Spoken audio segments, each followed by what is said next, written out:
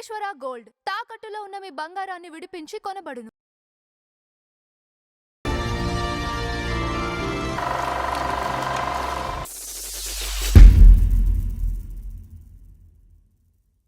ఘంటసాల గారి దగ్గరికి వచ్చి చెప్పండి మీరు ఒకసారి సావిత్రితో చెప్పారు ఫస్ట్. సావిత్రి చెప్పి నువ్వు చెప్పమ్మా ఇలాగ పెళ్లి చేసుకుంటున్నట్టు అదేంటది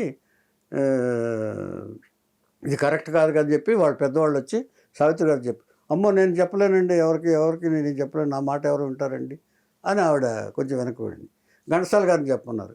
ఘంటసాల గారు చెప్పి చూశారు. ఏంటమ్మా నువ్వు చెప్పి నుంచి పెళ్లి చేసుకోరు, ఇదేంటిది కరెక్ట్ కాదు, నువ్వు నీ ఆలోచన కరెక్ట్ కాదు, నేను ఆల్రెడీ 5 పిల్లలు ఉన్నవాడిని, మీరు ఇది కరెక్ట్ కాదమ్మా అని చెప్పేసి చెప్పేది. మీరు ఏమైనా కానివ్వండి, మీరే నా భర్తగా మనసులో ఫిక్స్ అయిపోయాను నేను అంచేత ఆ దేవుడు వచ్చి చెప్పినా సరే నేను విన్నాను. మీరు పెళ్లి చేసుకుంటారా చేసుకోండి, లేదంటే నేను ఈ భూమి మీద ఉండను చనిపోతా అని చెప్పేటప్పటికి వాళ్ళు మాట్లాడలేరు, ఇటు వీళ్ళు మాట్లాడలేరు. ఎవరు సందిగ్ధ పరిస్థితి వచ్చేసింది. ఏ ఇంట్లోనూ మనశ్శాంతి లేకుండా పోయింది. వచ్చేటప్పటికి ఇక సీరియస్ అయిపోయింది మ్యాటర్. వాళ్ళు తిట్టుకున్నారు, వాళ్ళు తిట్టున్నారు, అమ్మాయి తిట్టున్నారు. మీరు తిడితేనే ఏడుపులు వినపడుతున్నాయి పక్క నుంచి. ఆ అమ్మాయి ఫైట్ చేస్తుంది.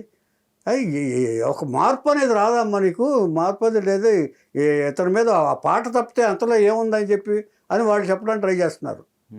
ఒక పాట తప్ప ఏముంది అతనికి, ఏం చేద్దంటే పాట పాడేవాడిని తీసుకురామంటా పోనీ వేరే వాళ్ళని తీసుకొస్తాం అనేది చెప్తున్నారు. మీరు ఎవరిని తీసుకురావద్దు, నాకు ఆయన్నే ఇచ్చి పెళ్లి చేయండి, లేకపోతే పెళ్లి మానేయండి.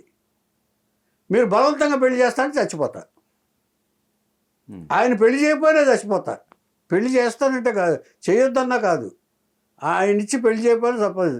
ఇక తప్పని పరిస్థితుల్లో వచ్చి ఏం చేశారు, అమ్మా మరి నువ్వు ఇచ్చిన చదువే కదా ఇది, ఇంతవరకు తీసుకొచ్చావు మరి నువ్వు మీ ఆయన పెళ్లి చేసుకోవడానికి ఒప్పుకుంటావా, లెటర్ రాసిస్తావా అని అడిగారు వాళ్ళు వచ్చి. నువ్వే కదా చేసింది, ఇంతసేపు ఇంతకాలం నువ్వు చేసి నీ ఫ్రెండే కదా, ఇంతకాలం ఫ్రెండ్షిప్ చేసి ఏం చేశావు నువ్వు, ఆయనకి ఇచ్చేసింది, ఆయన తప్ప పెళ్లి చేసుకొని ఉంటుంది, మరి ఏం చేస్తావు నువ్వు అని. రాసిస్తానండి అంది. అవునా? రాసిస్తానండి. ఓకే. అంటే ఎవరిని బాధ పెట్టే మనస్తత్వాలు కావు కొన్ని. Okay okay. కొన్ని ఇంచే తన జీవితం పాడైపోతుందేమో, తనకి అంత అవగాహన కూడా లేదు ఆవిడికి. ఓకే. వచ్చారా భర్త గారు వచ్చారా, పెళ్ళయిందా, పిల్లలకి ఇంత పెట్టామా, భర్త గారికి ఇంత అన్నం పెట్టామా, వండి పెట్టామా, వాళ్ళ బట్టలు ఉతికి పెట్టామా, వాళ్ళని సరిగ్గా చూసుకున్నానా లేదా అనే ఆలోచన తప్ప దీనివల్ల ఆవిడ జీవితానికే ఏదన్నా ముప్పు వస్తుందన్న ఆలోచన కూడా ఆయనకి లేదు. ఓకే. అసలు ఘంటసాల గారికి అసలు ఇష్టమే లేదు. రైట్.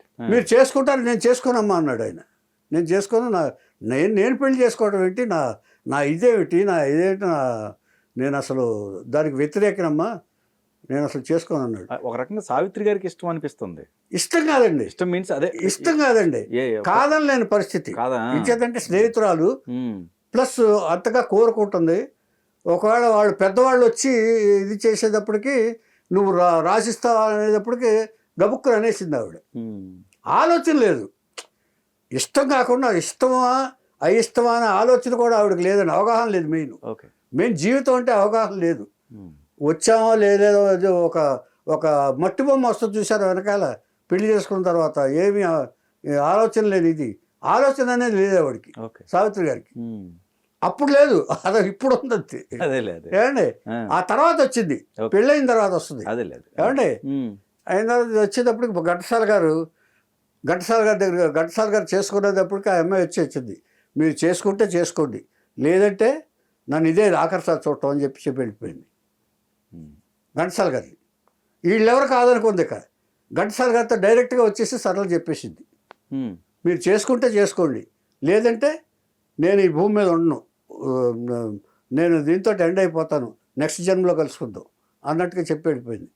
ఒక్కసారిగా ఆలోచనలో పడిపోయాడు ఆయన. ఓకే. ఆలోచనలో పడిపోయేటప్పటికి ఇదేంటిది ఇలా వచ్చింది, ఇప్పుడు ఈ అమ్మాయికి ఏదన్నా జరిగితే ఇప్పుడు నేను పాపాన్ని మూట కొట్టుకోవాల్సి వస్తుంది, అంచేత ఇంకొక జీవితాన్ని నాశనం చేయాలా అని వచ్చింది. ఇంకో జీవితం ఏంటి అని ఒక్కసారిగా ఆయన వెనక్కి వెళ్ళాడు, ఫ్లాష్ బ్యాక్లోకి వెళ్ళాడు. ఆయన ఫ్లాష్ బ్యాక్లోకి వెళ్తే మనలాగే విజయనగరంలో ఈయన సంగీతం కళాశాలలో చదువుకుంటున్నప్పుడు ఈయన అన్నిట్లోనూ ఫస్ట్ మార్కులు వస్తున్నాయి. ఈ పాట నేర్చుకోవటంలో కానీ స్పీడ్గా నేర్చుకుంటున్నాడు, సంగీతం బాగా వస్తుంది. ఇతనికి అభిమాని రాజాగారి, విజయనగరం రాజాగారి అబ్బాయి కూడా ఈ కళాశాలలో చదువుకుంటూ ఘంటసాల గారికి ఫ్రెండ్ అయ్యాడు. ఘంటసాల గారికి ఫ్రెండ్ అయితే ఇతన్ని కోటకు తీసుకెళ్తూ ఉండేవాడు. కోటకు తీసుకెళ్ళి ఇంట్లో అందరికీ పరిచయం చేశాడు. ఇంట్లో అర్చకం పరిచయం చేస్తే చాలా చాలా బాగుపడతాడు, అసలు అన్నిట్లోనూ ఫస్ట్ సంగీతం నేర్చుకోవటంలో ఫస్టే, మాకు ఇన్స్పిరేషన్ ఈయన అని ఘంటసాల గారిని పరిచయం చేశారు. ఎవరికైనా ఇన్స్పిరేషనే కదా. పరిచయం చేశారు. పరిచయం చేసిన తర్వాత అలా పరిచయం కొంతకాలం సాగింది. తర్వాత అయిపోయింది, ఈ కోర్స్ అయిపోయింది. కోర్స్ అయిపోయిన తర్వాత ఈయన ఎప్పుడు ఆ గుడి దగ్గర పడుకుంటూ ఉంటాడు. ఈయన ఒక అర్ధరాత్రి గుడి దగ్గర పడుకున్నాడు, మాగన్నగా నిద్ర పడుతుంది. నిద్ర పడుతుంటే ఎవరో తట్టి లేపినట్టు అనిపించింది. చూశాడు ఆయన, కళ్ళు నూపుకుని చూశాడు. గుడి దగ్గర ఉన్నాడు, గుడి పక్కన అరుగు ఉంటుంది కదా, ఇలాగా అరుగు ఉంటే ఇక్కడ మంచం వేసుకుని పడుకున్నాడు. చేసేటప్పటికి ఒక ముసుగు మనిషి కూర్చుని ఉంది అక్కడ. కూర్చుని ముసుగుంటే ఎవరు అన్నాడు కంగారుగా, కొంచెం కంగారుగా. లేడు అంటూ ఏదో వాయిస్ వినపడింది. ఎవరంటే చెప్పరే అన్నాడు. అప్పుడు ఆ ముసుగు తీసింది ఆ రాజాగారి చెల్లెలు. ఆ అన్నయ్య పరిచయం అయ్యాడే అతని చెల్లెలు, జమీందారు గారి అమ్మాయి. జమీందారు గారి అమ్మాయి వచ్చి, ఏంటమ్మా మీరు వచ్చారేంటి ఇది అన్నాడు. ఏమీ లేదు, మనిద్దరం నేను మిమ్మల్ని ప్రేమిస్తున్నాను, అంచేత నేను డబ్బు నగలో తెచ్చాను, మన ఇద్దరు ఇక్కడి నుంచి వెళ్ళిపోదాం అని చెప్పి. చాలా తప్పు ఇది, ఏమనుకుంటున్నావు, మీ కులం ఏమిటి, నా కులం ఏమిటి, నా ఇదేమిటి, నీ ఏమిటి, నా స్థితి ఏమిటి, మీ స్థితి ఏమిటి, మీ జమీందారి కుటుంబం పరువు ఏమైపోద్ది నాలాంటి వాడితో వస్తే, ఇది తప్పు, కరెక్ట్ కాదమ్మన్నది. నువ్వు ఏమన్నా చెప్పు, నేను వచ్చేసాను, ఇక డిసైడ్ చేసుకుని వచ్చేసాను, ఇప్పుడు నేను వెళ్ళినా చంపేస్తాను నన్ను, అంచేత నేను బతకాలంటే మనిద్దరం కలిసి వెళ్ళిపోదాం అని చెప్పి.